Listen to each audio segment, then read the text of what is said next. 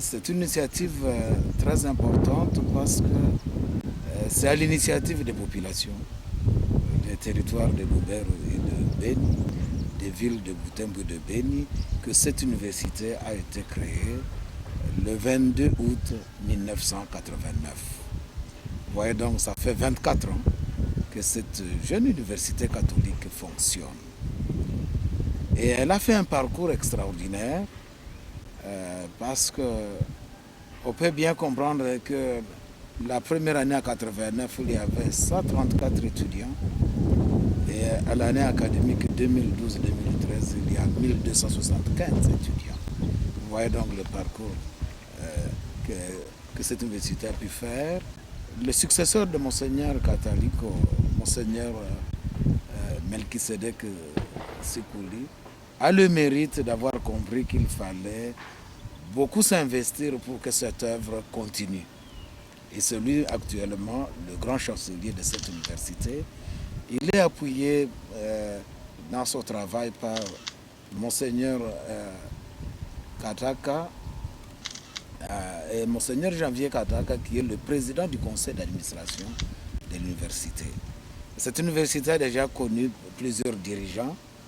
Nous devons invoquer la mémoire de Monseigneur Sokoni Bernard Lusenge, qui est le premier recteur de cette université à 89. Lui-même a été remplacé par l'abbé Athanase Ouassouandi, qui est le deuxième recteur. Je l'ai remplacé comme troisième recteur de cette université. Et actuellement, le recteur magnifique de cette université, c'est le professeur Angelus Mafikiri. Si j'évoque un peu toutes ces personnalités, c'est que nous devons dire que c'est une œuvre collective. Une œuvre collective.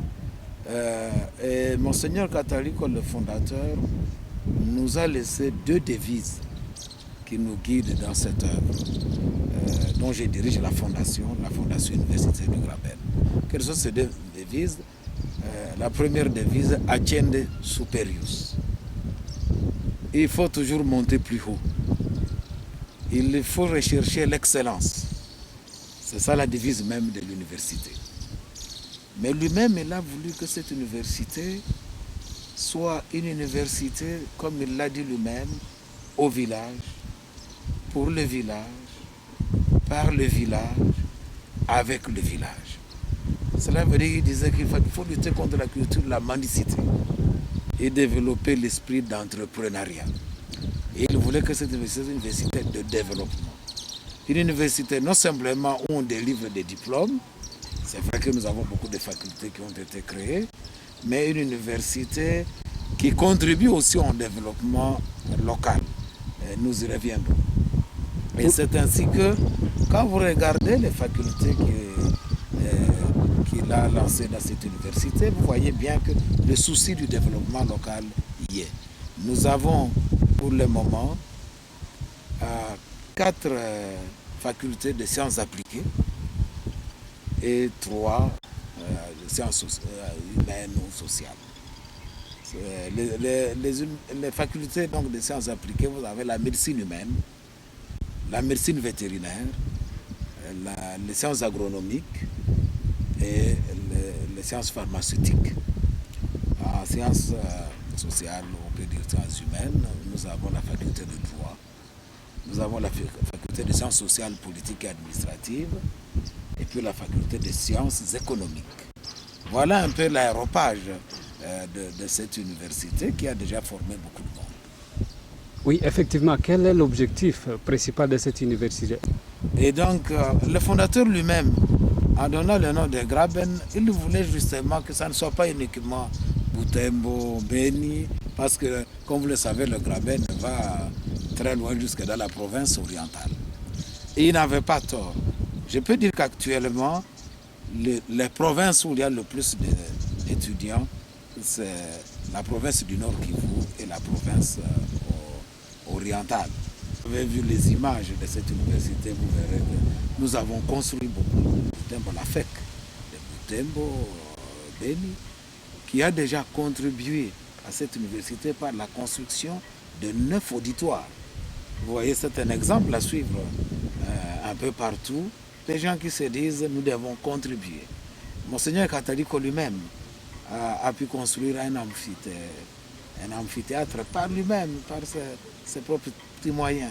Il a entraîné les prêtres pour qu'eux aussi contribuent. Les pères assomptionnistes ont construit un auditoire. Et ainsi de suite. Nous avions aussi intéressé le président de la République, lui-même, le président Kabila, on l'a intéressé, il a construit 2 auditoires. Nous avons un observatoire en partenariat avec l'Université de Liège qui a construit un autre. Voilà un peu partout. Là, je parle en termes d'auditoire.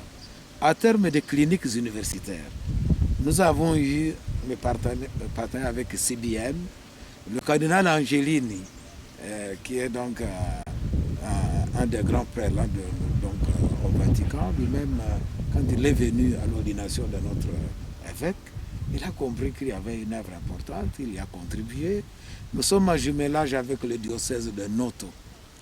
Et ce diocèse-là aussi a contribué à la construction des cliniques par plusieurs formes. Donc nous commençons à avoir notre propre corps académique, des jeunes qui ont terminé chez nous, qui reviennent former d'autres. Et donc je pense que c'est cette solidarité-là, une solidarité qui va des intellectuels jusqu'aux entrepreneurs. Enfin, dernière source, nous-mêmes, nous voulons que ce soit une école entrepreneuriale. Ainsi, par exemple, le centre de réadaptation à base communautaire a initié, avec l'appui de la Fondation universitaire de Graben, une unité de mise à bouteille d'eau. Donc une petite unité, et nous sommes en train de développer d'autres unités d'autofinancement.